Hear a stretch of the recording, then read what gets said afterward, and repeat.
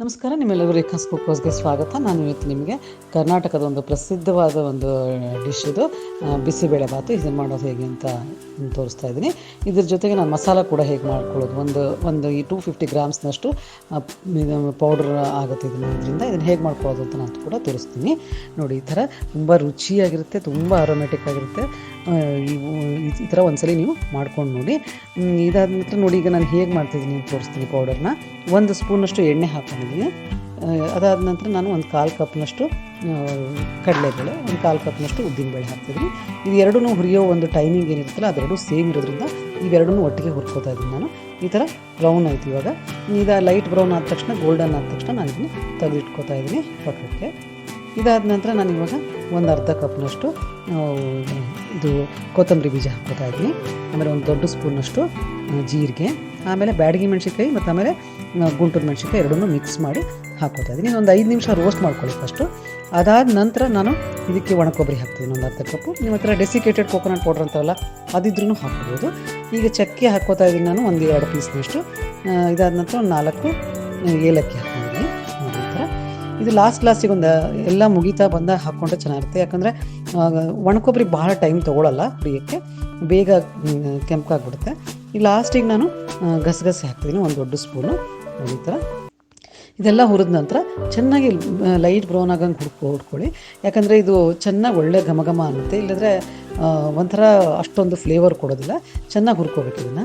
ನೋಡಿ, ಈ ಥರ ಇದನ್ನೆಲ್ಲ ಪ್ಲೇಟಲ್ಲಿ ಹಾಕಿಟ್ಕೊಂಡು ಸ್ವಲ್ಪ ನೀವು ಇದನ್ನು ತಣ್ಣಗಾಕಿಬಿಟ್ಟು ಆಮೇಲೆ ಫೈನಾಗಿ ಒಂದು ಪೌಡರ್ ಮಾಡ್ಕೊಳ್ಳೋಣಂತೆ. ನೋಡಿ, ಇದು ಒಂದು 250 ಗ್ರಾಮ್ನಷ್ಟು ಪೌಡ್ರ್ ಆಗುತ್ತೆ.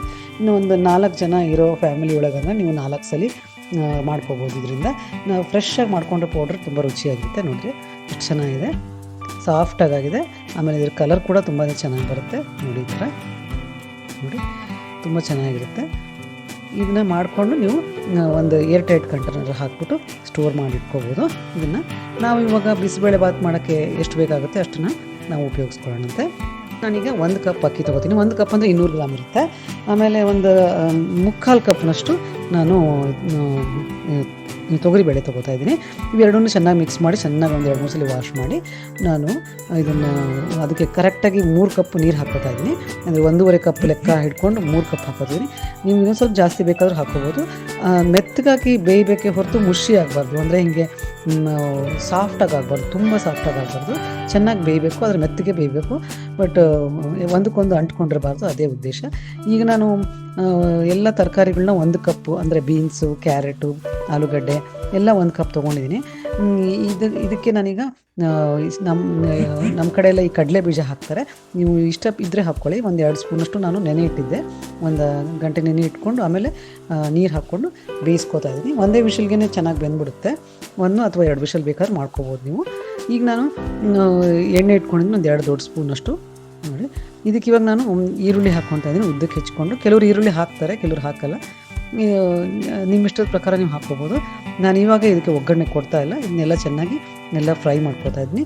ಈಗ ಕ್ಯಾಪ್ಸಿಕಮ್ ಹಾಕ್ಕೊಂಡಿದ್ದೀನಿ, 1 ಸಣ್ಣ ಕ್ಯಾಪ್ಸಿಕಮ್ ತೊಗೊಂಡಿದ್ದೀನಿ. ಅದನ್ನು ಸಣ್ಣದಾಗಿ ಹೆಚ್ಕೊಂಡು ಹಾಕ್ತಾಯಿದ್ದೀನಿ. ನೋಡಿ, ಈ ಥರ 1 ನಿಮಿಷ ಅಷ್ಟೇ. ನೀವು ಭಾಳ ತನಕ ಮಿಕ್ಸ್ ಮಾಡೋದು ಬೇಕಾಗಿಲ್ಲ. ಯಾಕಂದರೆ ಇದು ಕ್ಯಾಪ್ಸಿಕಮ್ ಸ್ವಲ್ಪ ಕ್ರಂಚಿಯಾಗಿದ್ರೇ ರುಚಿಯಾಗಿರುತ್ತೆ. ಅದಕ್ಕೆ ಈಗ ನಾನು ಒಂದು ಸ್ವಲ್ಪ ಅರಿಶಿನ ಹಾಕೋಣಂತೆ ಇದಕ್ಕೆ. ಈಗ ಅದಾದ ನಂತರ ತರಕಾರಿ ನೋಡಿ ಎಲ್ಲ ಬೆಂದಿದೆಯಲ್ಲ, ಇದು ತರಕಾರಿನ ಅದಕ್ಕೆ ಹಾಕ್ತಾಯಿದ್ದೀನಿ. ಇದಕ್ಕೆ ನವಲಕೋಸು ಹಾಕ್ತಾರೆ, ತುಂಬ ರುಚಿಯಾಗಿರುತ್ತೆ. ನನಗೆ ಅದು ಸಿಕ್ಕಿಲ್ಲ ಅಂತ ಹಾಕಿಲ್ಲ ಅಷ್ಟೇ. ನೀವು ನವಲಕೋಸು ಸಿಕ್ಕರೆ ಅದನ್ನು ಸ್ವಲ್ಪ ಹಾಕ್ಕೋಬೋದು. ನೀವು ಸಣ್ಣದಾಗಿ ಸ್ವಲ್ಪ ಈ ಥರ ಮೀಡಿಯಮ್ ಸೈಜಾಗಿ ಹೆಚ್ಕೊಂಡು ಹಾಕ್ಕೊಳ್ಳಿ, ಚೆನ್ನಾಗಿರುತ್ತೆ. ನಾನು ನೋಡಿ, ಈಗ ಒಂದು ಸಣ್ಣ ನಿಂಬೆಹಣ್ಣು ಗಾತ್ರದ ಹುಣಸೆಹಣ್ಣನ್ನು ನಾನು ನೆನೆ ಇಟ್ಟಿದ್ದೆ. ಅದನ್ನು ಕೂಡ ನೀರಲ್ಲಿ ಹಾಕಿ 1/2 ಕಪ್ ನೀರಲ್ಲಿ ನೆನೆ ಇಟ್ಟಿದ್ದೆ. ಅದನ್ನು ಕೂಡ ಹಾಕಿದ್ದೀನಿ. ನಾವು ಅನ್ನ ರೆಡಿ ಆಗಿದೆ ಇವಾಗ ನಾವು ಮಾಡ್ಕೊಂಡಿದ್ದು. ನೋಡಿದ್ರಲ್ಲ, ಅನ್ನ ಇದು ಚೆನ್ನಾಗಿ ಬೆಂದಿದೆ, ಆದರೆ ಪೇಸ್ಟ್ ಥರ ಆಗಬಾರ್ದು ಅಷ್ಟೇ. ಅನ್ನ ಕಾಣಿಸ್ತಾ ಇರಬೇಕು, ಆ ಥರ ಇರಬೇಕು. ನೋಡಿ, ಈಗ ಇದನ್ನೆಲ್ಲ ಚೆನ್ನಾಗಿ ನಾವು ಅಕ್ಕಿನ ತೊಗೊಂಡು ಎಲ್ಲ ಮಿಕ್ಸ್ ಮಾಡ್ಕೊಳ್ಳೋಣಂತೆ.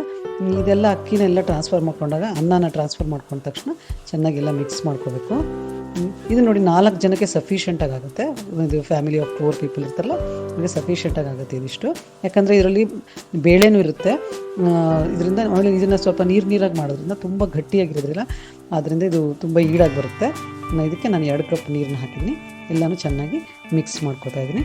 ಇದಾದ ನಂತರ ನಾನು ಈಗ ಇದಕ್ಕೆ ಬಿಸಿಬೇಳೆ ಬಾತ್ ಮಸಾಲ ಹಾಕ್ತಾಯಿದ್ದೀನಿ. ನಾನು ಮಾಡಿ ಇಟ್ಕೊಂಡಿದ್ದು. ನೀವು ಈ ಮಸಾಲ ಮಾತ್ರ ನಿಮ್ಮ ಇಷ್ಟಕ್ಕೆ ತಕ್ಕಂಗೆ ಹಾಕ್ಕೋಬೋದು. ನಿಮ್ಗೆ ಎಷ್ಟು ಸ್ಪೈಸಿಯಾಗಿ ಬೇಕು ಅಥವಾ ಎಷ್ಟು ಮಸಾಲೆದಾರ್ ತಿಂತೀರ ಅನ್ನೋದ್ರ ಮೇಲೆ ಡಿಪೆಂಡ್ ಆಗುತ್ತೆ. ನಾನು 2 ದೊಡ್ಡ ಸ್ಪೂನ್ ಹಾಕ್ಕೊಂಡಿದ್ದೀನಿ, ಇನ್ನೊಂದು ಸ್ಪೂನ್ ಕೂಡ ಹಾಕ್ಕೋಬೋದು. ಉಪ್ಪು ಹಾಕ್ಕೊಳ್ಳಿ ರುಚಿಗೆ ತಕ್ಕಷ್ಟು. ಚೆನ್ನಾಗಿ ಮಿಕ್ಸ್ ಮಾಡ್ಕೊಳ್ಳಿ.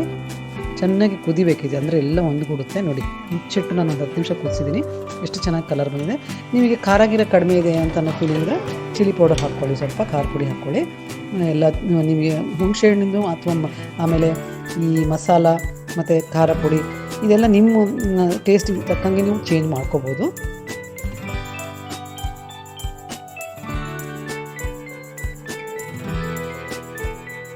ಹೌದಾ, ಇವಾಗ ಇದು ರೆಡಿಯಾಗಿದೆ. ಚೆನ್ನಾಗಿ ಕುದ್ದು ಎಷ್ಟು ಚೆನ್ನಾಗಿ ರೆಡಿಯಾಗಿದೆ. ಇವಾಗ ನಾನು ಇದಕ್ಕೆ ಒಂದು ತುಪ್ಪದ ಒಗ್ಗರಣೆ ಕೊಡೋಣ ಅಂತ. ಇದಕ್ಕೆ ಎಣ್ಣೆಯಿಂದ ಹಾಕಿದ್ರೆ ಚೆನ್ನಾಗಿರಲ್ಲ, ತುಪ್ಪದಿಂದನೇ ಒಗ್ಗರಣೆ ಕೊಡಬೇಕು. ಇದಕ್ಕೆ ಒಂದು 2 ಸ್ಪೂನ್ ತುಪ್ಪಕ್ಕೆ ನಾನು 1 ಸ್ಪೂನು ಸಾಸಿವೆ, ಒಂದು ಸ್ವಲ್ಪ ಜೀರಿಗೆ, ಅದಾದ ನಂತರ ಒಂದು ಅರ್ಧ ಸ್ಪೂನಷ್ಟು ಹಿಂಗೆ ಹಾಕ್ಕೊಂಡಿದ್ದೀನಿ. ಹಿಂಗಿನ ಫ್ಲೇವರ್ ತುಂಬ ಚೆನ್ನಾಗಿ ಸೂಟ್ ಆಗುತ್ತೆ ಇದಕ್ಕೆ. ಇದಾದ ನಂತರ ಒಣಮೆಣ್ಸಿನ್ಕಾಯಿ ಹಾಕ್ಕೊಳ್ಳೋಣ ಅಂತ 1-2 ಈ ಥರ ಮುರಿದು ಹಾಕ್ಕೊಳ್ಳೋಣ. ಇದಾದ ನಂತರ ನಾನು ಇದಕ್ಕೆ ಕರಿಬೇವನ್ನ ಫ್ರೆಶ್ ಆಗಿರೋ ಕರಿಬೇವು ಹಾಕ್ತಾಯಿದ್ದೀನಿ. ತುಂಬಾ ಟೇಸ್ಟಿಯಾಗಿರುತ್ತೆ, ಅದರದ್ದು ಸ್ಮೆಲ್ಲೆಲ್ಲ ತುಂಬ ಚೆನ್ನಾಗಿರುತ್ತೆ. ನೋಡಿ, ಈ ಥರ ರೆಡಿಯಾಗಿದೆ. ಇದನ್ನು ನಾವು ರೆಡಿ ಮಾಡಿ ಇಟ್ಕೊಂಡಿದ್ದೀವಲ್ಲ ರೈಸ್, ಆ ರೈಸ್ಗೆ ಹಾಕ್ಕೊಳ್ಳೋಣಂತೆ. ಈಗ ಇದಕ್ಕೆ ಹಾಕ್ಕೊಂಡಿದ್ದೀನಿ. ನೋಡಿ ಎಷ್ಟು ಚೆನ್ನಾಗಿ ಅದು ಹಾಕಿದ ತಕ್ಷಣ ಎಷ್ಟು ಚೆನ್ನಾಗಿ ಪರಿಮಳ ಬರ್ತಾಯಿದೆ, ತುಂಬ ಚೆನ್ನಾಗಿದೆ. ನೀವು ಒಂದ್ಸಲಿ ಟ್ರೈ ಮಾಡಲೇಬೇಕು ಈ ರೆಸಿಪಿನ. ಈ ಥರ ಮಾಡ್ಕೊಂಡು ನೋಡಿ ಬಿಸಿಬೇಳೆ ಬಾತನ್ನ. ಇದನ್ನು ಇಷ್ಟಪಡಲಾರ್ದವ್ರು ಕೂಡ ತಿಂತಾರೆ, ಯಾಕಂದರೆ ಇದ್ರ ಫ್ಲೇವರ್ ತುಂಬಾ ಚೆನ್ನಾಗಿ ಬರ್ತಾಯಿದೆ. ಅದರಿಂದ ಇಲ್ಲಿ ಟ್ರೈ ಮಾಡಿ ನೋಡಿ, ನಂಗೆ ಹೇಳಿ ಇದು ಯಾವ ಥರ ಆಗಿದೆ ಅಂತ. ನಿಮ್ಮ ಕಾಮೆಂಟ್ಸ್ ನನಗೆ ತುಂಬ ಇಂಪಾರ್ಟೆಂಟು. ನಾನು ನೋಡಿದ್ರಲ್ಲ, ಇದ್ರ ಜೊತೆಗೆ ನೀವು ಚಿಪ್ಸ್ ಜೊತೆ ತಿನ್ಬೋದು, ಅಥವಾ ಖಾರ ಬೂಂದಿ ಜೊತೆ ತಿನ್ಬೋದು. ನನಗೆ ಈ ಲಾಕ್ಡೌನಲ್ಲಿ ಖಾರ ಬೂಂದಿ ಸಿಕ್ಕಿಲ್ಲ, ಅದಕ್ಕೆ ನಾನು ಚಿಪ್ಸ್ ಜೊತೆ ತಿಂತಾಯಿದ್ದೀನಿ. ತುಂಬಾ ಚೆನ್ನಾಗಿರುತ್ತೆ, ಟೇಸ್ಟಿಯಾಗಿರುತ್ತೆ. ನೋಡಿದ್ರಲ್ಲ, ಅಷ್ಟೊಂದು ಜ್ಯೂಸಿಯಾಗಿದೆ. ಇದನ್ನು ಮಾಡ್ಕೊಂಡು ನೋಡಿ ಹೇಗಿದೆ ಅಂತ. ತುಂಬ ಧನ್ಯವಾದಗಳು.